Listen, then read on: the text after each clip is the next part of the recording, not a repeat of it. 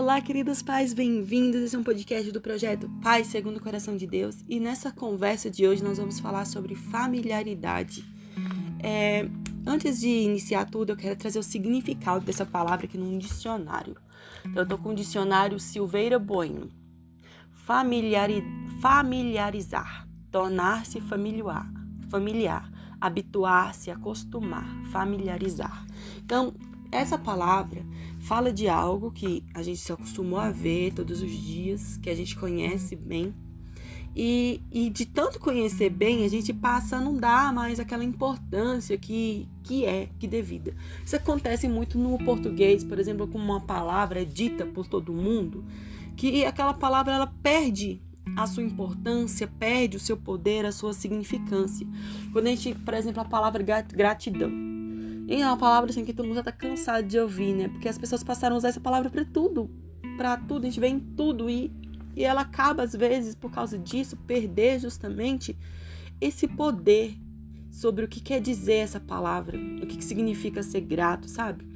E isso acontece na nossa casa e acontece com os nossos filhos, com a forma como eles enxergam a fé e como eles enxergam a Jesus, se a gente não tomar certos cuidados. Eu quero trazer para vocês um texto que está em Mateus, capítulo 13, versículo 54 até o 58, que diz assim: E chegando à sua terra, ensinava-os na sinagoga, de tal sorte que maravilhavam-se e diziam: De onde vem essa sabedoria e estes poderes miraculosos? Não é este o filho do carpinteiro? Não se chama Maria, a sua mãe, e seus irmãos são Tiago, José, Simão e Judas? Não vivem entre nós todas as suas irmãs? De onde lhes vem, pois, tudo isso? E escandalizavam-se nele. E Jesus, porém, lhes disse: Não há profeta sem honra, senão na sua terra, na sua casa. E não fez ali muitos milagres por causa da incredulidade do coração deles. Então a gente percebe que Jesus ele voltou para casa, para sua, não sei se era uma vila. Eu nunca me aprofundei o estudo da região ali em si, mas ele voltou para casa e foi ensinar na sinagoga. Só que quando ele voltou, ele não era o menininho que cresceu naquelas ruas correndo, brincando. Não era mais o adolescente que conversava com os mais velhos que estavam lá. Não era mais.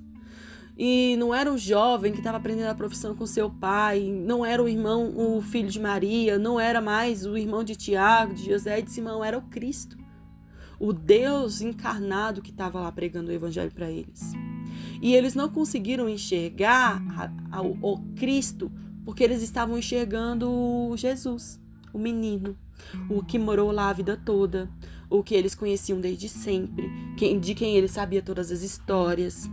Então, quando Jesus chegou para eles apresentando as palavras maravilhosas, eles não conseguiram crer, não conseguiram ver, porque eles não viam nada além do Jesus, o carpinteiro.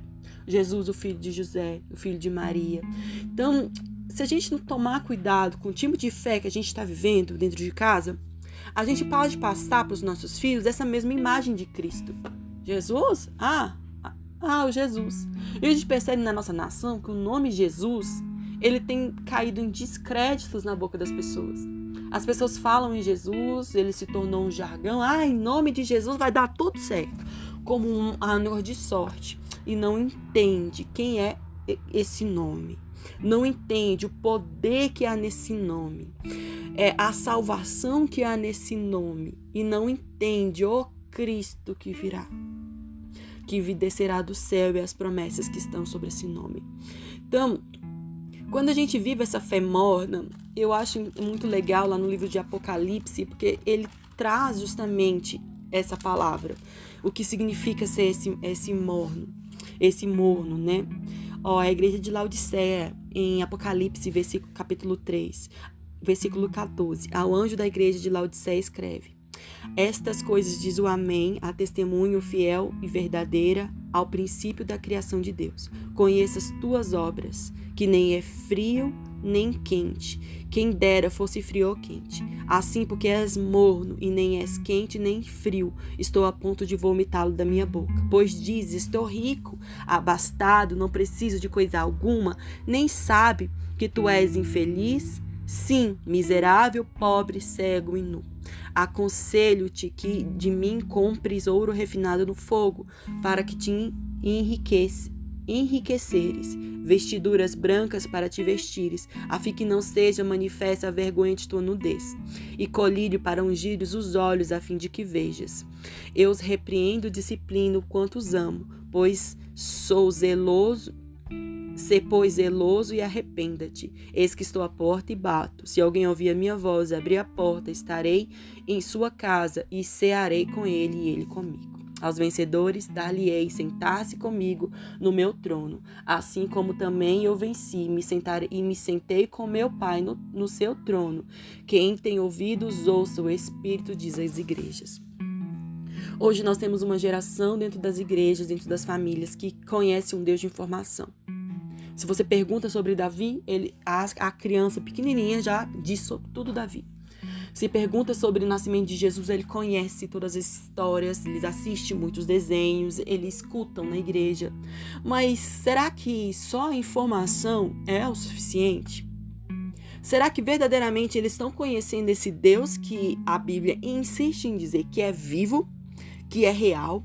Um Deus que responde ao clamor de quem clama, o Deus que salva, que é presente, que é vivo e que é real.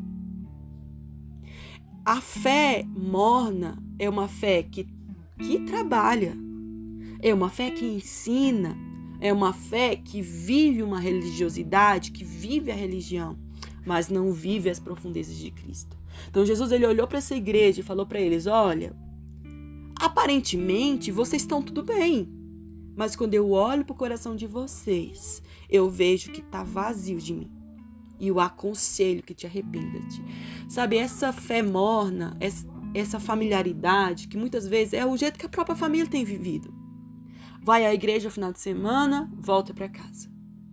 Aí, aquilo que receberam lá, ficou lá. É um pai, uma mãe que confessam a Cristo, mas que não tem frutos do habitar do Espírito Santo em seu ser.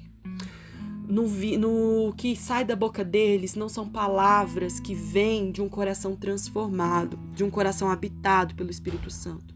A palavra de Deus nos ensina os frutos do Espírito, que é a bondade, que é a paciência, que é a longanimidade, e o amor, a paz, todas essas coisas descritas. E elas precisam estar manifestas na vida daqueles que amam a Deus e entregam as suas vidas verdadeiramente para Ele. Na vida daqueles que são salvos, que são discípulos. Então, os nossos filhos, eles precisam estar num ambiente em que Deus é vivo, em que Deus fala e que Deus é real, em que há transformação de verdade. Aí a gente pensa, mas isso não acontece de propósito. Muitas vezes não é de propósito.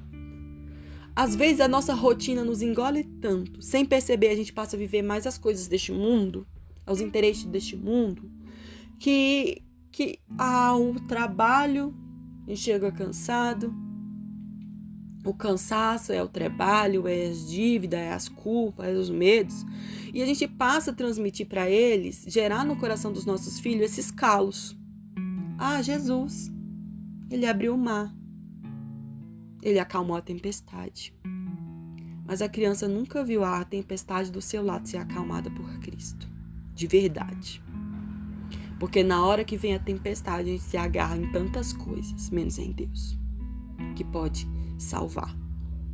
Então a gente precisa ter esse cuidado. O Senhor tem me falado sim, a respeito até da minha filha mais velha, né?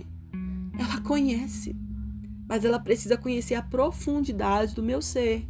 Então não basta só ler a Bíblia todo dia, não basta, não, eu preciso conduzi-la a este lugar de achar este Deus vivo para que ela o encontre. Não é que eu vou fazer isso com as minhas forças, mas eu ajudo muito que a minha casa possa viver a transformação que é Cristo. Que Deus verdadeiramente seja um membro da nossa família. Que Ele verdadeiramente tenha um prato em nossa mesa.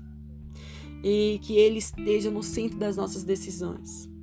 Que a igreja não seja um clube social ao qual a gente vai. A igreja não é um clube social. A igreja é uma comunhão de irmãos. E como nós temos sido falhos disso, confesso. Às vezes a gente, sabe aquele negócio da energia social? A gente quer gastar nossa energia com tudo, menos na comunhão com os irmãos, menos em dividir a vida. E nós como família, temos falhado nisso, em dividir a nossa vida com os irmãos da igreja. Não é sobre servir a igreja, é sobre servir os irmãos mesmo. Às vezes gostam, não, vamos para a igreja para servir a Deus. Não, a gente está indo para a igreja para servir aos irmãos. E quando a gente faz isso, a gente serve a Deus. Porque Deus nos ordenou porque a gente servisse uns aos outros. Porque aquele que quer ser líder, que seja servo. E a gente pega essas coisas, não é um líder, servo, não, é servir mesmo.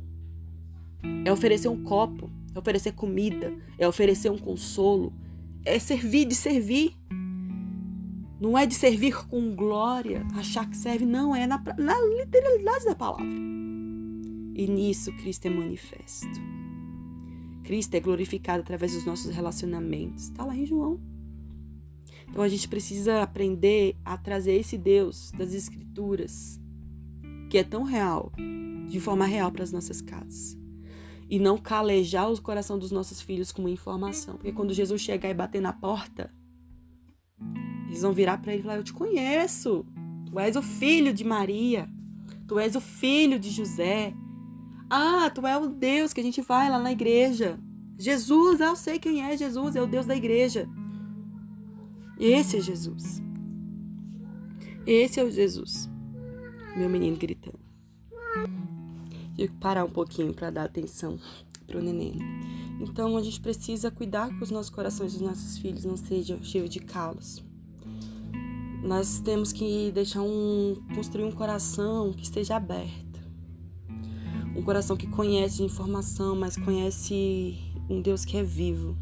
E se o Deus responde a minha mãe, se um Deus responde ao meu pai, se um Deus que supra as necessidades da minha família, se um Deus que salvou minha mãe, salvou meu pai.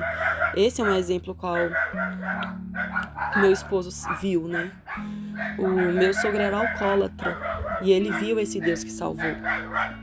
Viu o Deus que salvou o meu sogro, que salvou a minha sogra, que transformou a casa, que transformou a família. E é o Deus que ele serve hoje. E esse Deus que a gente quer transmitir para os nossos filhos. Um Deus que é real, um Deus que é vivo, um Deus que salva, um Deus que transforma. E não é um Deus só da igreja, não é só um nome que está na boca do mundo. É um nome que é poderoso. Um nome. E não é apenas o Jesus, filho de José. Mas é Jesus, o Cristo, filho de Deus, encarnado nessa terra para salvar a humanidade. Esse é o Cristo a qual cremos. Gostaria que você meditasse nessa palavra, assim como o Senhor tem me feito meditar nela. E tenho dois convites para você. Te convido a você a seguir no Spotify. E sempre que a gente lançar algum, você já vai estar ali vendo, né? E te convido também a entrar no nosso grupo no WhatsApp, nosso canal no WhatsApp. Lá a gente está postando sempre devocionais, algumas palavras. Então, tá o link aí na descrição. Um beijo para vocês, meditem nessa palavra e fiquem todos com Deus. Amém.